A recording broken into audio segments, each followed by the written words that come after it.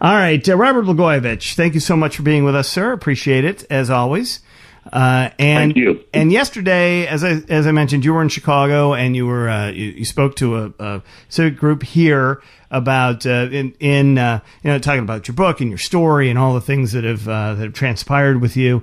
And it's a compelling story because, having read your book in advance of our interview a couple weeks ago, one of the things about the book is the feeling that you get throughout is that of what it's like when the government gets you in their sights. And no matter how you feel, about your own personal safety, how it affects your family as well. I know that you were talking about that, and how your wife is still haunted a lot. But is that the word? Is that the proper word to use here? That's fair. Yes, or spooked is the word I think I used yesterday. Yeah, about all of this and all the your life changes. But I want to get to this Jesse Jackson Jr. thing, because Jesse Jackson Jr. has gotten out of the federal prison he was in, and now is in a halfway house facility, in theory, in the D.C. area, and probably soon to go into home monitoring if he hasn't already. And after a fairly short stint in prison, and you think he needs to man up about his relationship to trying to buy the Senate seat through the Indian American fundraisers, essentially funders of the campaign. So I guess the question is, why would he? Why would he man up? Yeah, I mean, I know you're calling him out to do it, but do you have any anticipation that he would do it?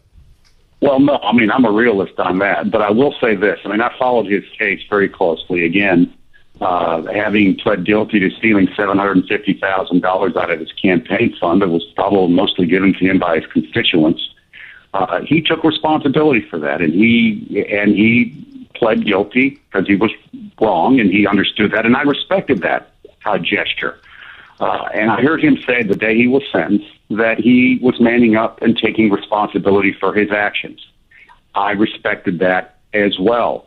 However, there is another chapter to this, and he had put into motion events that led to two gentlemen coming to me offering money on his behalf, and I was the one who said no, and somehow I was the one who was charged with a federal crime of trying to sell Barack Obama's Senate seat, when in fact the buyer, Congressman Jackson, was allowed to get away with a federal crime. And so the person and entities that I'm really bothered by are the former U.S. Attorney Patrick Fitzgerald and the former head of the FBI here in Chicago, a guy named Robert Grant, who took a big job, I think, in Anaheim at the Disney World complex there. Those are the two that I'm very frustrated with now, because they allowed, at that time, Congressman Jackson, I believe, to get away with the crime.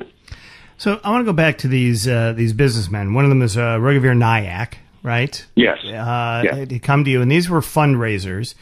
And they had... Take us back to that moment. How did you know they were trying to buy the Senate seat for Jesse Jackson Jr.? Well, I was approached twice. One by another gentleman who came to me on October 28th, 2008, at a Starbucks on Walcott in Ravenswood area. We were there to talk about and coordinate a fundraiser that was going to be held a few days later in the Indian community. Mm-hmm. And it was, for me, a routine follow-up with a center of influence. When we sat down, he started whispering to me that Raghu Nayak was a very close friend of Reverend Jesse Jackson, and that he would like to see the congressman appointed to the Senate, and he talked about accelerated fundraising, and that there would be a commitment to raise $500,000 by the end of 2008 and another $1 million once Jackson was in the Senate seat. Once for your brother at this point. You're raising money for Rob Blagojevich's campaign fund and his political funds. That's correct. Correct. What they're saying now, I guess here's the big question, and this is where it always gets caught, I think. The difference, and this happens like every day in politics, right? Some fundraiser goes, "Hey, listen, we here at the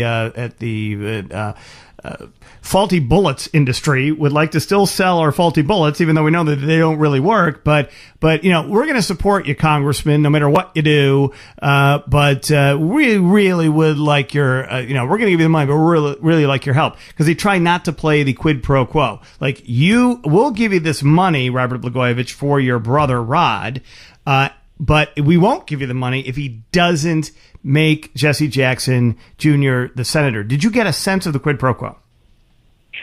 Yes, not as emphatically, not as clearly, not as concisely as you just said that, but yes. I mean, it was either stated in words or implied that money would be raised by the end of 2008, and additional money would be raised once Jackson was in the Senate seat. And once again, I was the guy who told him that, no, it wasn't about money. My brother was going to do the right thing for people of Illinois.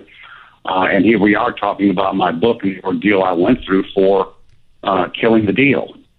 I'm assuming you told the feds that, Robert, and other witnesses around this also gave them their version of what went down. Why do you think, or why wouldn't they go after Jackson if there were enough evidence there to do that? Well, I didn't speak directly to the feds. I testified under oath in federal court to essentially what I just said here on the phone and what I wrote in the book and what is recorded in the court document. Why they chose not to pursue the congressman is a question that needs to be asked the former U.S. Attorney Patrick Fitzgerald and Robert Brandt of the FBI. I don't know that answer. You don't have any inkling in your mind what you believe to be true, why that is. There's nothing... I believe it's all agenda-driven. Their agenda was to go after my brother, and when they saw Jackson step in here and really forward these two gentlemen to offer money, they chose not to pursue an agenda to go after him. But they did get him, though. They did get him, and they did get him, and they did put him behind bars. He did plead guilty. He didn't go to trial, so there's always, the judges tend to look at that as that takes some time off of a sentence. And I think one of the senses that I'm getting from this, from you specifically, is that you believe that the injustice of the prison terms is, the centerpiece for this for you, right? Well, that's a part of it. No, it's accountability for actions and responsibility that in the end, I became the target. I became the defendant. I faced prison time and was one of the lucky 5% to walk away with my freedom. Yeah. That's at the issue of it. And then I can speak about certainly the disparity in the sentences, and we can get into a whole conversation about that, but it's more about accountability. So you'd like taking responsibility. So you'd like Jesse Jackson Jr. to essentially to clear your name. Right? Because if he says, yeah, we did that, and Robert Blagojevich said no, which, by all accounts is exactly what happened, then it at least allows you to move on without the stain of all of this experience that you write about in Fundraiser A, your book, that if you're able to get through all of that, then it's sort of a rebirth moment. Is that fair? Well, I can say that going through the process opened my eyes to a lot of things that I may have been naive to. But in terms of looking to someone else to give me a sense of redemption or freedom and a hopeful future, I take that responsibility on myself. So I'm not looking to Jackson to do anything other than take responsibility for his actions. I mean, people can think what they want about me. My name stands for what it is. I do what I can to represent myself responsibly, and I'm at peace with that. All right.